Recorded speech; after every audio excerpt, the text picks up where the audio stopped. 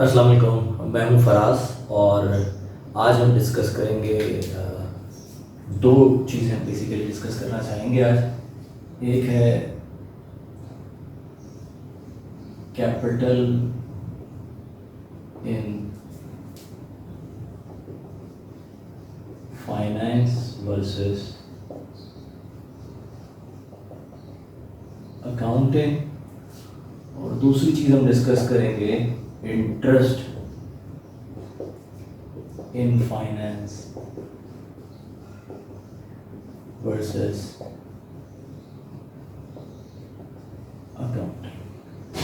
Right, तो अगर हम बैलेंस शीट देखें तो बेसिकली वो क्या होती है कि current assets plus fixed assets is equal to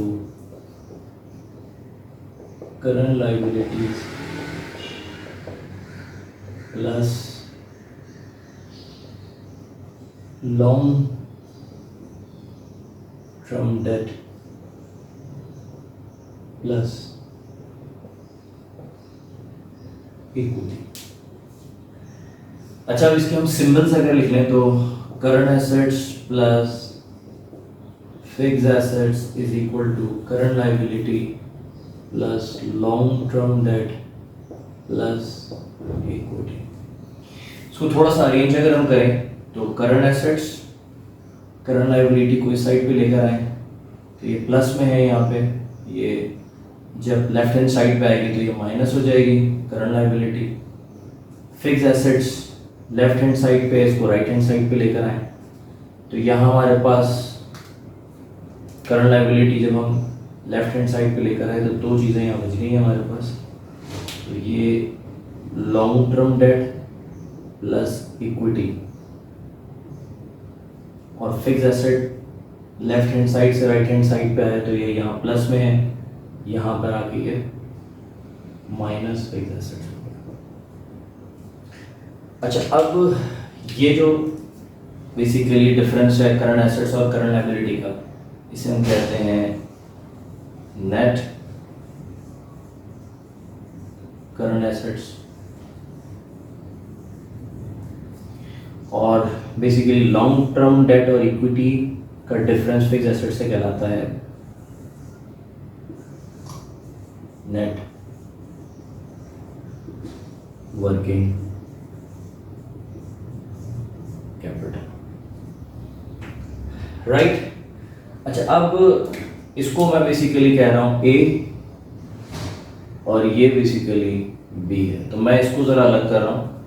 तो long term debt plus equity, finance की जितनी भी बुक्स हैं उन सारी बुक्स के अंदर लॉन्ग टर्म डेट और इक्विटी का मतलब होता है कैपिटल। राइट, अच्छा, यही लॉन्ग टर्म डेट और इक्विटी अकाउंटिंग के अंदर ये कहलाती है employed capital.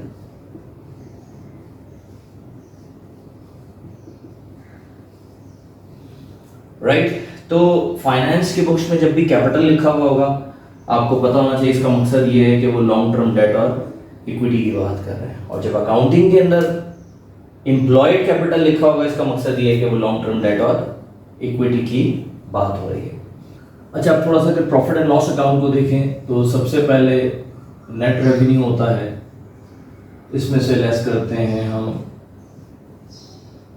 Cost of goods sold को। फॉर एग्जांपल नेट रेवेन्यू ले लें आपसे 100, कॉस्ट ऑफ गुड्स सोल्ड से 40, तो ये जो 60 आता है इसे हम कहते हैं ग्रॉस प्रॉफिट। राइट, इस ग्रॉस प्रॉफिट में से हम लेस करते हैं operating expenses. Let's say operating expenses हैं 15 के। राइट, तो अगर मैं इसमें से ये निकालूंगा तो मेरे पास 45 जो आता है, इसे हम कहते हैं earning before interest and taxes, EBIT, earning before interest and taxes.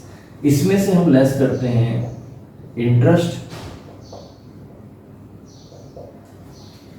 हाँ लेट्स से 5 है इंटरेस्ट, तो 40 मेरे पास जो आता है वो कहलाता है earning before taxes, right.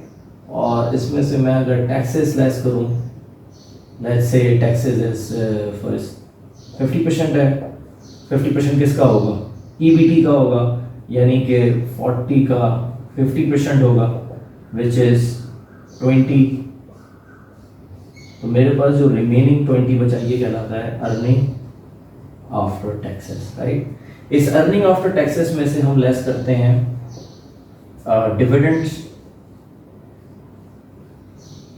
Let's say dividend है, लेट्स से 12 डिविडेंड आपने पे कर दिए, तो जो रिमेनिंग आपके पास बचा इस 20 में से आपने 12 पे कर दिए, तो रिमेनिंग आपके पास 8 बचा, तो ये कहलाता है रिटेन्ड अर्निंग।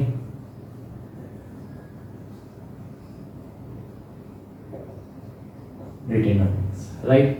अच्छा अब एक चीज जरा समझें आप, अच्छा एक ये जो इंटरेस्ट की पेमेंट है 5 की, ये जाती है लॉन्ग टर्म डेट होल्डर्स के पास, राइट। ये जो डिविडेंड आपने 12 का पे किया है ये जाता है बेसिकली इक्विटी होल्डर्स या शेयर होल्डर्स के पास जाता है, राइट। ये जाता है इक्विटी होल्डर्स या जिसे हम शेयर होल्डर्स कहते हैं, राइट। ये जो रिमेनिंग 8 बचा है बेसिकली, ये है बेसिकली प्रॉफिट। ये प्रॉफिट किसका है, ये कंपनी का प्रॉफिट है, कॉर्पोरेट का प्रॉफिट है।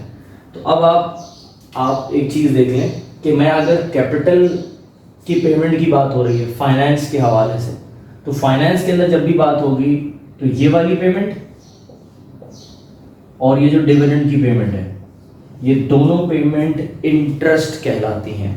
चाहे आप डेट होल्डर को पेमेंट कर रहे हो, चाहे आप शेयर होल्डर्स को या इक्विटी होल्डर्स को पेमेंट कर रहे हो, तो ये 12 की पेमेंट और ये 5 की पेमेंट, ये दोनों पेमेंट फाइनेंस की बुक्स के अंदर जब इंटरेस्ट लिखा होगा, इसका मतलब ये है कि वो लॉन्ग टर्म डेट की पेमेंट और शेयर होल्डर्स की पेमेंट की बात होगी।